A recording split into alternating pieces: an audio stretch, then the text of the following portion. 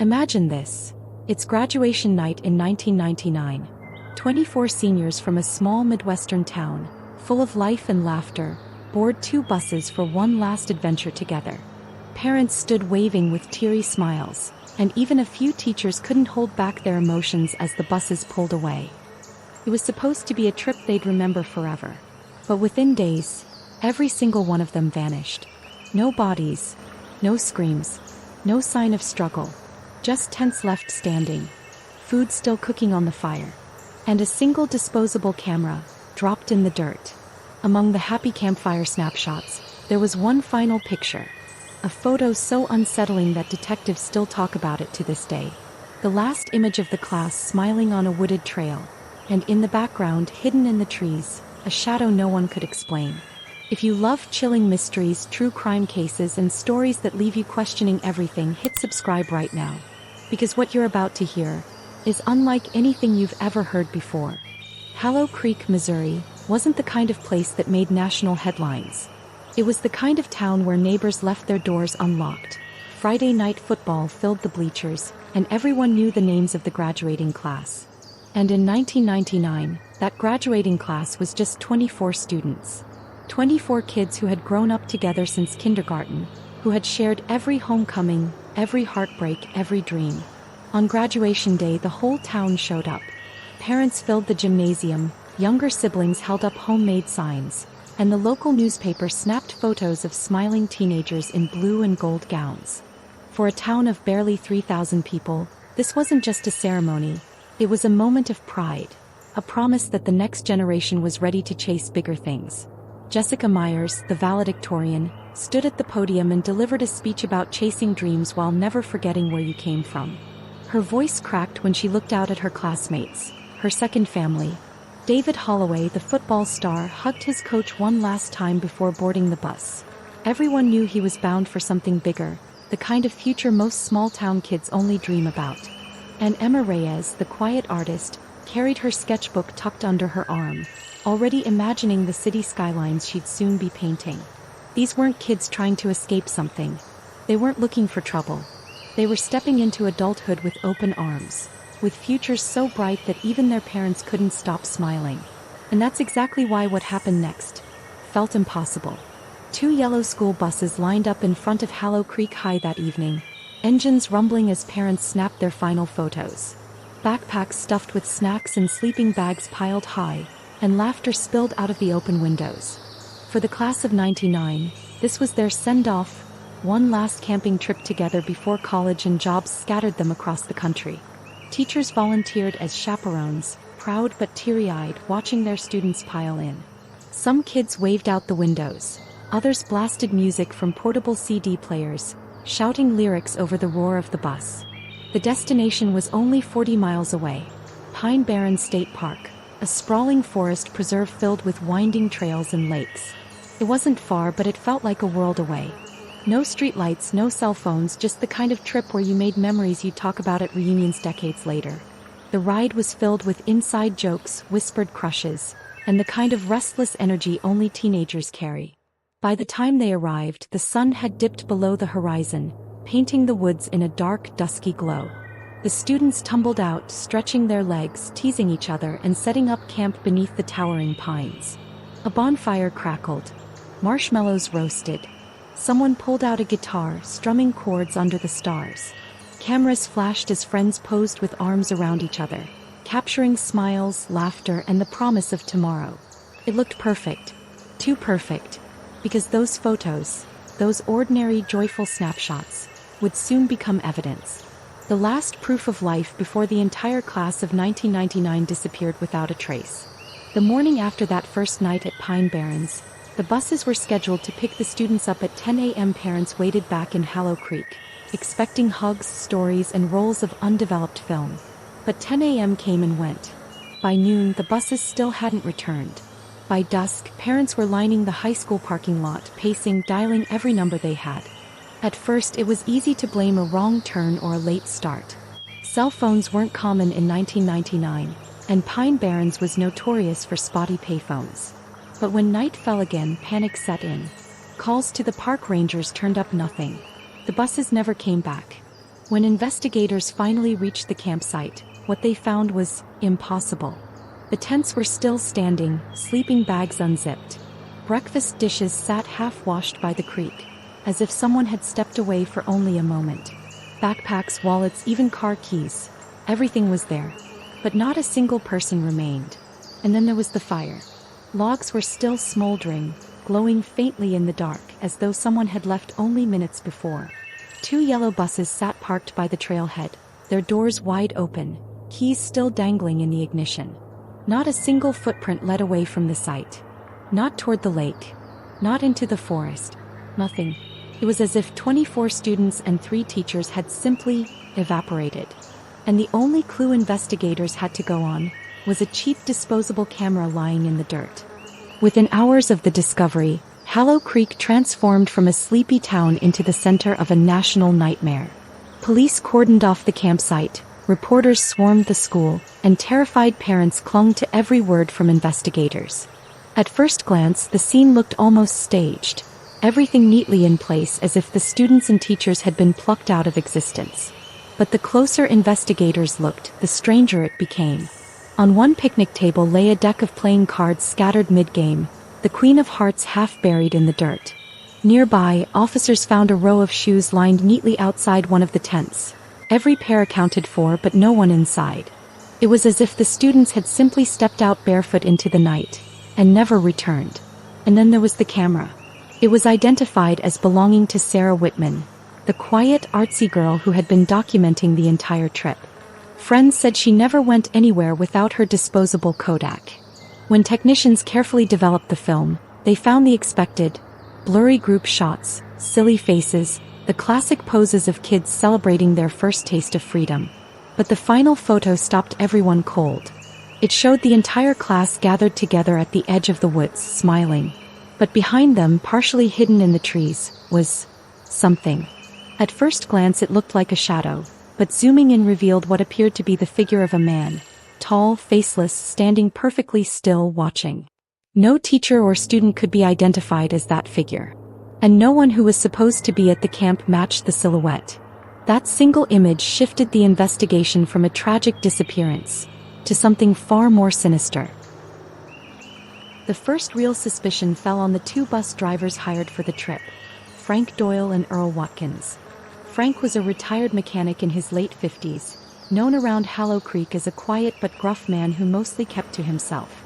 Earl, 10 years younger, had a reputation for being friendlier, maybe too friendly, always chatting up students on the ride home. They weren't strangers to the community, but they weren't exactly trusted pillars either. According to their official statements, both men dropped the students off at the Pine Barrens trailhead around 6 p.m. They parked the buses, left the keys in the ignition, and then drove into the nearby town of Cedar Falls for dinner. They claimed they spent 3 hours at Maggie's Place, a roadside diner, before heading back to collect the group. But when investigators checked, the story collapsed. Maggie's Place had closed early that evening because of a town-wide power outage. No receipts. No witnesses. No one remembered seeing them there. Earl later changed his story, saying they'd just driven around, but he couldn't name a single road or landmark. Worse still, neighbors swore they saw him burning clothing in a barrel behind his house days later. Meanwhile, forensic teams discovered faint traces of blood beneath the seats of Frank's bus. Parents were furious. Could the men entrusted with their children have been the very ones who betrayed them? But they weren't the only ones under the microscope. One of the trip's chaperones, Mr. Henry Caldwell, the high school's history teacher, soon became a person of interest. Parents described him as distant in the weeks leading up to graduation. Some students whispered he had been muttering warnings about the trip, telling colleagues that something bad was going to happen in the woods. When questioned, Caldwell admitted he had felt uneasy about the Pine Barrens location. He said he'd read about the area's violent past, from Revolutionary War deserters hiding in its thickets, to cults rumored to practice strange rituals there. Rangers even backed up claims of unexplained fires and odd noises echoing through the trees. But his odd behavior didn't stop there. On the night before the disappearance, Caldwell had signed out of camp early, saying he needed space to clear his head.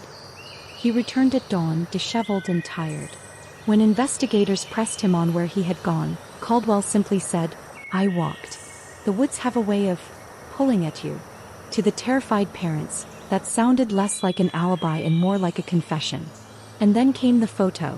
The final image from Sarah Whitman's disposable camera, showing the class smiling at the edge of the woods, with that faceless figure lurking in the tree line. Some believed it was proof of an intruder, maybe even someone stalking the group. Others began to wonder if the photo tied back to the chilling legends of the Pine Barrens themselves. Whispers of a cursed forest where people vanish without a trace. Now let me ask you. Imagine you're the detective here. Do you think this was the work of two lying bus drivers with something to hide? A paranoid teacher who knew more than he admitted? Or was it something far older, tied to the darkness of the Pine Barrens themselves? Let me know your theory in the comments, because to this day investigators still argue about what happened that night. As the days turned into weeks, the weight of the mystery pressed down on everyone in Hallow Creek. This wasn't just a missing persons case. It was an emotional earthquake, and no one was spared from its aftershocks. Parents who once proudly cheered at graduation ceremonies now sat in silent kitchens, staring at their children's untouched bedrooms. David Holloway's mother left his football cleats by the front door for months, convinced he'd walk back in. Sarah Whitman's father kept replaying her final voicemail, her laughter echoing through the phone as if she were still alive. For investigators, the case became an obsession. Lead detective Karen Morales admitted later that she barely slept during the first year. She kept the final photo on her desk, staring at the faceless figure as if willing it to speak. It was like the forest swallowed them whole, she told reporters. But forests don't swallow people. People swallow people. And what about the suspects? Frank Doyle, the older bus driver, grew more withdrawn as the investigation intensified. Neighbors said he stopped going out entirely, closing his blinds, shutting out the world. Some whispered it was guilt. Others said it was fear. Earl Watkins, the younger driver, lashed out instead, drinking heavily, ranting to anyone who would listen that the police were framing him. His anger only fueled suspicions. Then there was Mr. Caldwell. Students remembered how he'd stand at the edge of the football field, staring into the tree line long after practice ended. After the trip, he was described as a broken man, mumbling in class about things that watch when you're not looking. Was it paranoia? Trauma? Or was it knowledge he wasn't sharing? And the town itself, once a tight-knit community, began to fracture under the weight of the unknown. Neighbors turned on each other. Rumors of cults, curses, and cover-ups spread like wildfire. Some families moved away entirely, unable to live in a place that felt haunted by absence. But here's the thing I want you to think about. What does not knowing do to the human mind? Is it worse than the truth? For the parents of the class of '99, every day was a tug-of-war between hope and despair. Each time the phone rang, hearts raced. Was it their child? Or just another false lead? This wasn't just a crime scene anymore. It was a wound, a psychological scar that refused to heal, tearing deeper with every year that passed without answers. For nearly 5 years the case went cold. The class of '99 became a legend, a cautionary tale parents told their kids. Don't wander too far into the woods. But then, in the summer of 2004, a chance discovery changed everything. A group of 3 hikers, college students from Philadelphia, were trekking through the Pine Barrens, a sprawling, desolate forest known for its twisting trails and local ghost stories. One of them, Mark Jensen, noticed something odd, a patch of disturbed earth near a half-rotted tree stump. At first, they thought it was just animal digging. But when they scraped deeper, their hands hit metal. They unearthed a rusted, padlocked box, its edges corroded but intact. Inside, wrapped in plastic and layers of cloth, were damp notebooks, half-burned maps, and a disposable camera. The hikers, unnerved, argued whether to keep it or toss it. In the end, curiosity and fear won. They carried the box to a nearby ranger station. Within hours, it was in the hands of local police, and soon after back with the original investigators of the class of '99 disappearance. The camera was quickly identified as belonging to Sarah Whitman, one of the missing students. When the film was carefully developed, what emerged shocked everyone. The first photos were innocent enough.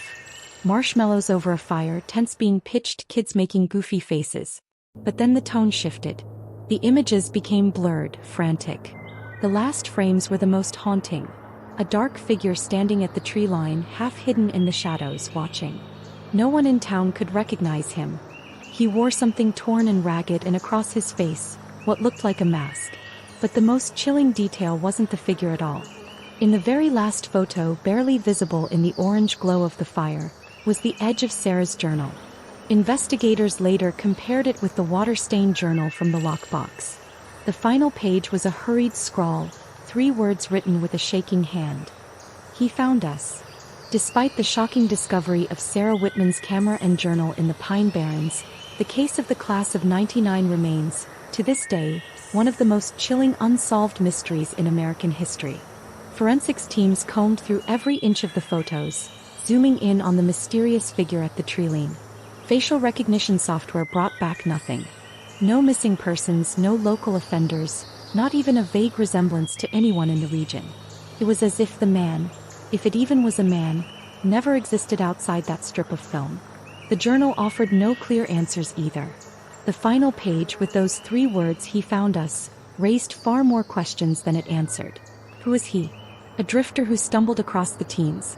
Someone they already knew? Or something darker, tied to the Pine Barrens' long history of strange disappearances and unsettling folklore? Parents of the missing students clung to hope even as years passed. Some believed the lockbox had been planted, maybe as a cruel hoax. Others believed it was proof that their children had survived longer than anyone thought, at least long enough to bury their evidence. Even investigators admit the case gnaws at them.